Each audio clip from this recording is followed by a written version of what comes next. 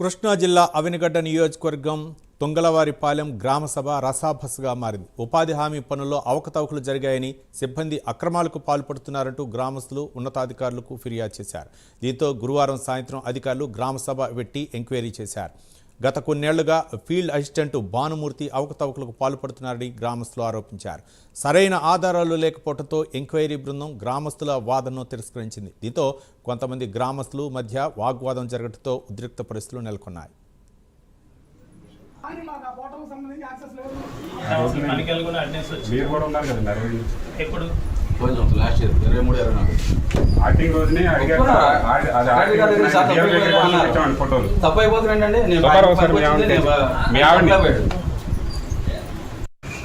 సరే ఈసారి తప్పు అయిపోయింది, ఇక్కడ నుంచి పెడతారని చెప్పారు. ఆయన వెళ్ళిపోయాడు.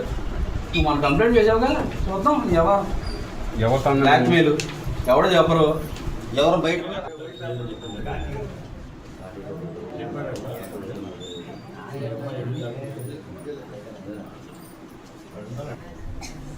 అదే రాసుకోండి, మీరు అది రాసుకోండి. ఆ అమ్మాయిని కూడా కంప్యూటర్ ఆపరేటర్ మాకు ఇంటిమేషన్ ఇచ్చారు, అదే రిపోర్ట్.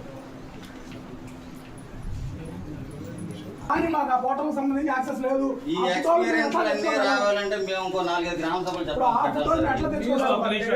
ఇప్పుడు మీరు అన్నారు కదా, అంటే మీరు అక్కడ పని ప్రదేశంలో మీ ఊరు వాళ్ళే కదా ఉండేది. అప్పుడు ఇది ఏ వర్క్ లో